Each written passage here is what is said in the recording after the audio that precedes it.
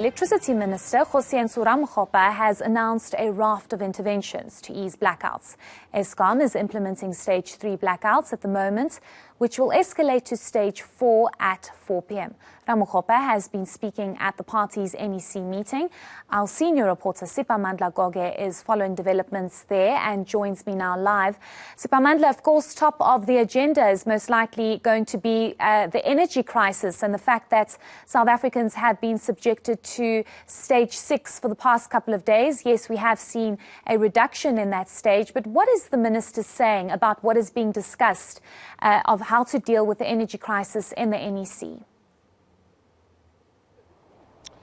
Well, he says the celebration that is out there with the lower stages of load shedding will be short-lived because he's adamant that very soon higher stages of load shedding will be implemented. He says it does not look good, particularly for the winter outlook, and that's something that this National Executive Committee meeting of the governing African National Congress is discussing, to say, how do you end load shedding? It's something that they've been seized with for years. It's something that they are failing to get rid of once and for all, and it will not be the end of load shedding by the end of this year, as per the wishes and projections of the Secretary General of the ANC, Mr. Kgosientsho, who's been very adamant and aggressive in his approach in saying by the end of this year the ANC-led government would want to see load shedding coming to an end. Well, the new Minister of Electricity, who's the member of the NEC of the ANC, saying technically that's not possible. And knowing what he knows now,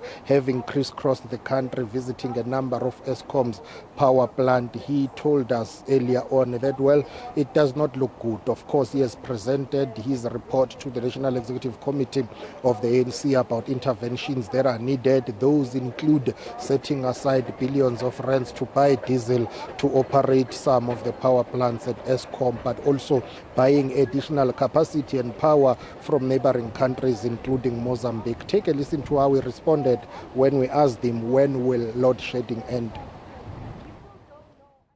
I would want to sit here and say to the country that load shedding will end tomorrow. Unfortunately, it's not possible. And it's also not technically possible for us to end load shedding by the end of the calendar year 2023. So, and that's why we're at pains to illustrate the kind of steps that we are taking. If you like, the winter period now and the next 6 months, and the 6 months going into 18 months. So the long and short of it is that no, load shedding will still be with us even by the end of this calendar year.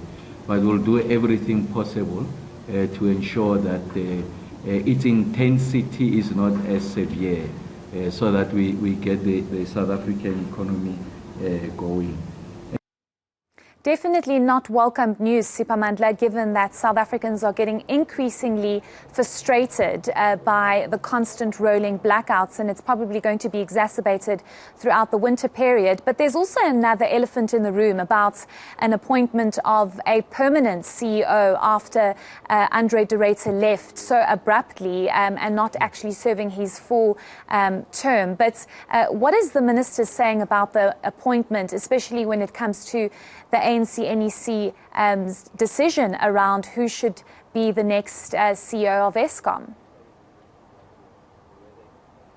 That recruitment process should be undertaken by Eskom itself, together with the board of Eskom that should oversee such. Of course, the government will be represented by the shareholder ministry, and that will be the Minister of Public Enterprises, Minister Pravin Gordhan, because Eskom falls under his department at this current moment. But that process, the recruitment of the new CEO of Eskom, will have to be undertaken by the power utility itself. Of course, they have to look at a number of factors when they are appointing the new CEO. It has to be someone who's qualified for the job. It has to be someone who will come in and provide stability, as we know that the power utility is plagued by a number of challenges. And it's crucial to have a CEO appointed, because that will bring at least some stability in the management and leadership of Eskom.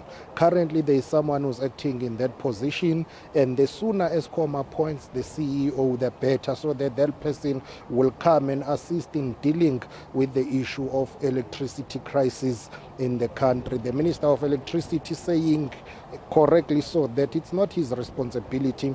We did put to him that question to say it's a matter of interest to you, even though it's not part of your scope, but you have an interest in the matter because the CEO of Eskom is someone you will be working very closely with, together with your colleagues at the Department of Public Enterprises as well as Minerals and Energy. So you need that permanent CEO at Eskom. The sooner that happens, the better. And the Minister of Electricity does agree, and he concedes that indeed that process should be fast-tracked. Please listen to him. Leadership is important in the resolution of any crisis, and I think it will be helpful that at the level of Eskom, the accounting executive, the accounting authority, which is the CEO, should be appointed ASAP.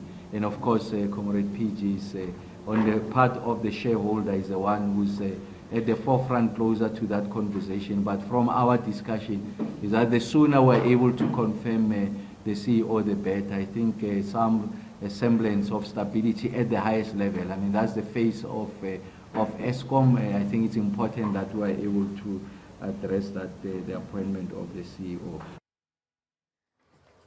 Siphamandla, what was also discussed is the fact that the rolling blackouts has a crippling effect on economic growth. And, if you just see what's being said globally about South Africa's growth projection for 2023, for example, the IMF has revised it down to 0.1%, all due to the energy crisis. How do you build an economy and create jobs when you have unreliable and unsustainable electricity supply? I'm sure this is a worry for the ANC NEC.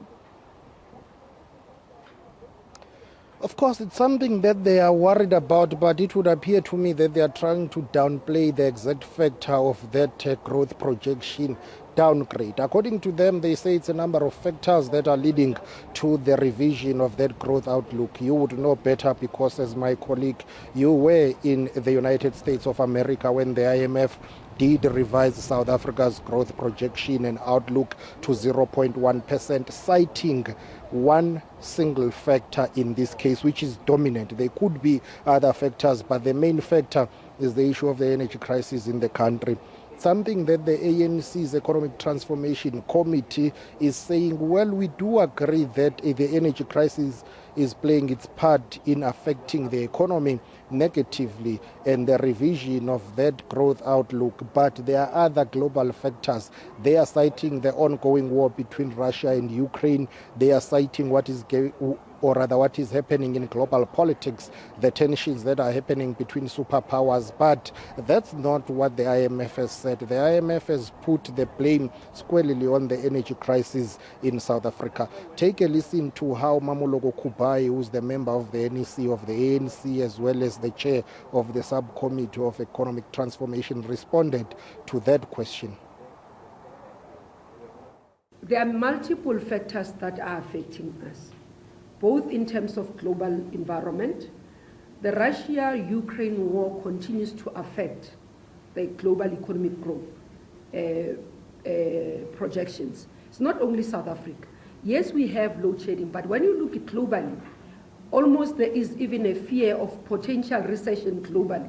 So the impact of growth and the revision of growth targets are not only in South Africa, but globally. So all the countries are now revising. The discussion that what is happening, the de-dollarization proposed by China has an impact on economic growth. So there's quite multiple factors that impact in terms of growth projections and also what is happening. We, yes, have an added problem, which is electricity. It's very interesting, Siphamandla, given the fact that the finance minister had also indicated that the energy crisis is a global factor, yet the IMF has cited just the fact that it is the energy crisis that's contributing to the very low growth for 2023. But that was our reporter, Siphamandla Goge, ending off that report from the ANC NEC.